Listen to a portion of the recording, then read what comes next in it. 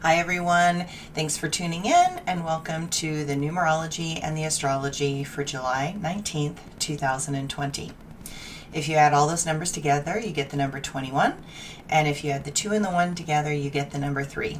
The number 3 is the number of positive mind. It is a little bit of a roller coaster, so it's up, it's down, it's good, it's bad. You sort of see the extremes of things, and we really need to see more of the extremes of things at this point. However, in the most positive sense, this number is about positive mind. And there are always things to try and find that are positive. So what is clear is that you can be certain that things are going to crack and they're going to change. And what we change is going to be interesting and the next level of growth that the universe deems necessary. I believe that this moment is a continuing massive change that is unfolding. And that is something to feel positive about. So, again, I'd like to just say that, there are a lot of really, really good people in the world that are trying to do really, really good things.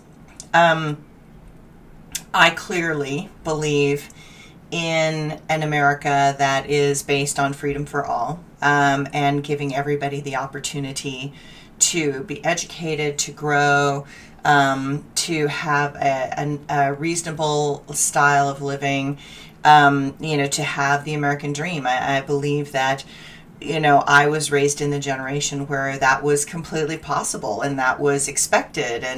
And now it, feels like those things keep getting stripped away. But I do believe that there are a majority of people in the world that are loving and kind and wonderful and caring. And I also believe that there are people that are really scared. And, and those are some of the loving, kind people. And I also believe that there are people that are scared that are acting out in ways that are really dangerous and really destructive and really harmful and build karma for those people and create more suffering. And, you can't stop people from their own karmic journey. You can't stop people from their own karmic lessons. I mean, you can try and warn them and tell them and get them to see something. And what I find is that people understand something when they're ready. I can't tell you how many times that because of the nature of my work, I know people for 20, 30 years. And I would tell somebody something 20, 30 years ago. And then 20 or 30 years later, they would say, I think I'm finally beginning to understand what you tried to tell me 20, 30 years ago. And I don't in any way think of myself as superior or better than, because, it happened to me in my teens into my 20s. I was working with gurus and yogis and bodhisattvas, and they would all tell me I was doing the same thing. And I'd be like, I am not doing that. Why do they keep saying that I'm doing that? And, it took, me 10, 15 years to go, oh crap, I'm doing that. And then figure out how to start to unravel the triggers and the mechanisms in my psyche and the wounding and the stress and the damage in my psyche that allowed me to go numb, allowed me to not notice, were creating stories in my head to make myself the hero of my own story instead of actually dealing with the facts. And, even within my own family, it's always so interesting that something happens and somebody's telling a story about what happened to them when they were a kid and I was there or somebody else was there. And, we kind of all look at each other in shock, like, okay, now whose story is real? Like, is their story real and I'm the one that made up the story? Or is their story a fabrication to justify feeling angry and perpetuating that anger, which is what I find is especially happening in the world right now, that people have made up a story that makes them the hero of their story, and it perpetuates, an illusion that is harmful and hurtful. And, until you start to wake up from your own story, it's really tough. I mean, it's really tough. I don't think that this is easy. I think that the minds are a tricky thing. And you've heard me say it before, that one of my friends who was a psychiatrist, he said, minds lie to you. They make shit up. They exaggerate the hell out of your weaknesses. So why would you listen to them? And the older I get, the more I really question the stories that I'm telling myself, especially the stories that I tell myself where I make myself the hero. Because I think we're all human. We're all down here learning to the best of our ability how to survive in this world. And I really want everybody to start to address and question those stories. I mean, like, really question them. Like, are they even real at all? And what I find is that even in the story that is true, there's that little twist, there's that little bit of distortion that, you exaggerate it just a little bit, or you minimize a particular thing just a little bit. And it's really, really hard to tell ourselves the truth about our own dysfunction. And it's not a sin. It's not a problem that you've been hurt or damaged or wounded. It's not. I mean, like, everybody gets hurt. Everybody gets damaged. Everybody gets wounded. And yes, we tell ourselves stories in order to keep going, because some stories that people have lived through are so tragic and terrible that they have to gap out in order to keep going. And I really honor and respect those people that is the case. And really bad events like war and famine and disease and death definitely cause traumatic wounding that the brain sometimes cannot cope with or grapple with. And so it will numb out, it will leave, logic leaves. And that's what I see happening in the world right now too, where feeling and what I'm feeling is more important than actually looking at it, rationalizing it, questioning it, and trying to put something together.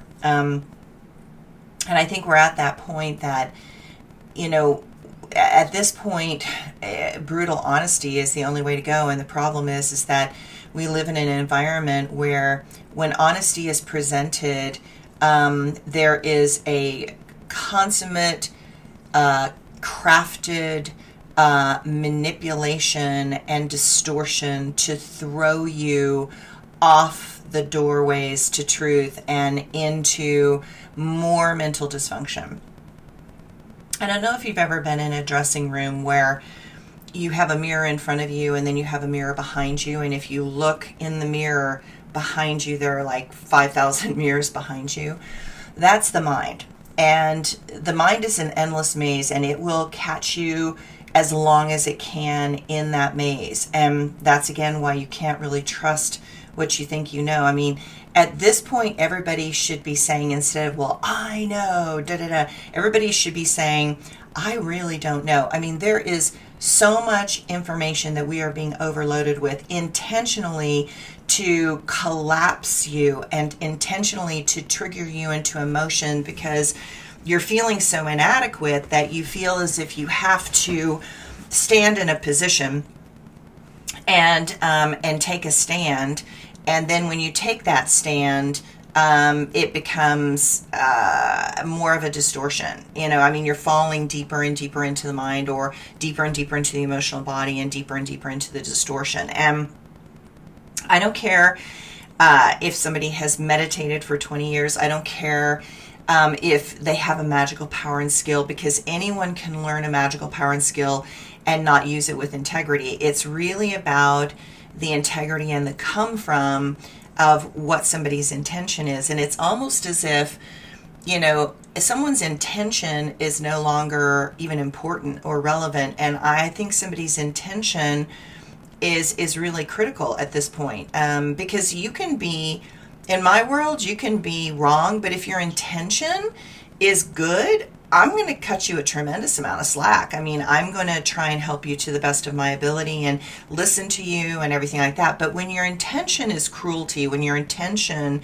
is to cause more suffering, when your intention is to pick a fight or an argument, when your intention is to be right, when your intention is to harm, I'm not going to have a lot of tolerance for you, and I think that that's where we have to start to look, because this number 3 is called devil and divine, which means, it is that polarity. It is that we have a divine side and we have, a human side, and that human side can get pulled off course really strongly. And our divine side needs to work with our human wounding, our human frailties, our human part that is caught in the dualistic world, and find how to work together.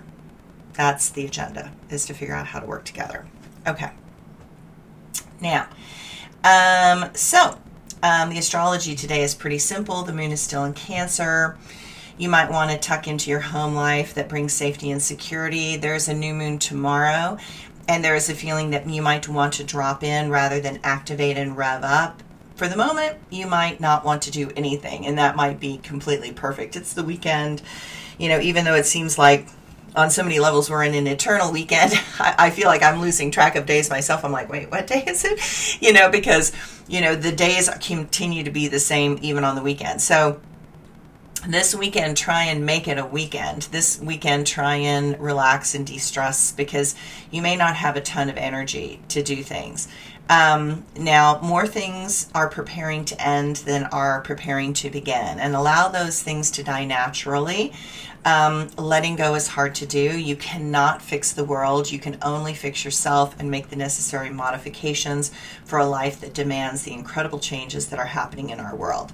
I know that everyone wants these conflicts to end, but first you must recognize that you are being targeted to get triggered and react over stupid and petty things that should not even be an issue in a country that was supposed to be show the way through, and to be an example instead of showing how to not do it. So be careful, cautious, and comforting of others. Try harder to be respectful to all of life. Okay, the quote for today is from Rosa Luxemburg, and she basically said, "Those that do not move do not notice their chains." I thought that was a good one today. My blog for today. There is a tiredness that is seeping into our society. Tired of quarantine. Tired of bullshit. Tired of waiting. Tired of hoping.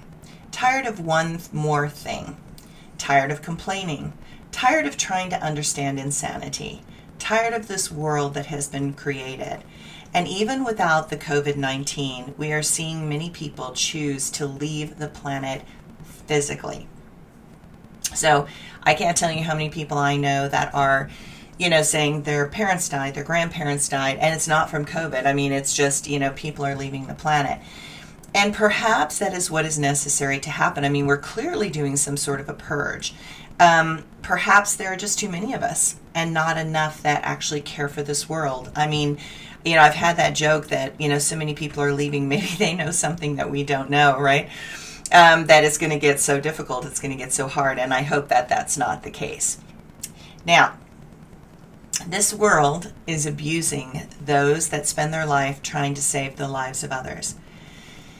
How do we get to the place that those educated to the highest level are hated, trashed, abused, used, tormented, threatened, and not paid properly? People don't understand that because of doctors not being able to work their normal schedules, that they are being fired and let go because they cannot work enough to make money for the hospitals and the clinics, which is again a reflection of the dysfunction of our insurance system. Can you imagine that in the middle of a pandemic that doctors are being fired? This world does not make sense, because what makes sense is a world that wants to care for each other. But this world seems to have the intention to tear down the structures and institutions that have kept all of us safe. And the end result is not going to be a pretty one.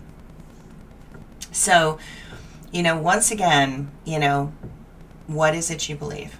What is it you want? I want a world that gives everyone an opportunity. I want a world that is based on people getting paid a fair wage for work. I want a world where it is illegal for people to target other people and to lash out with cruelty and violence.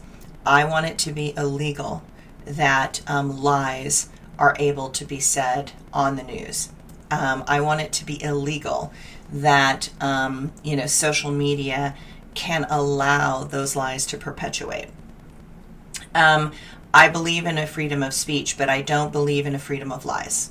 And I think that lies have to be called out at this particular time.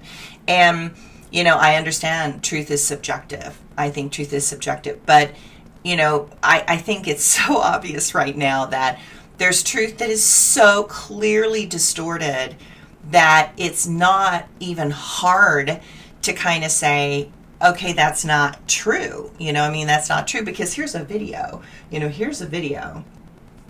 of this person saying that. So then when they say that they didn't say that, they did say that. To me, that's very straightforward. It's just like, let's just start there. It's like there are subjective lies, like about, what people want to believe based on a religion or a dogma or whatever. But, over and over and over again, it's like, I want people to start using their logic and their rational mind, and balance that out with their subjective emotional self. Okay? Thanks, everybody. Have a good day.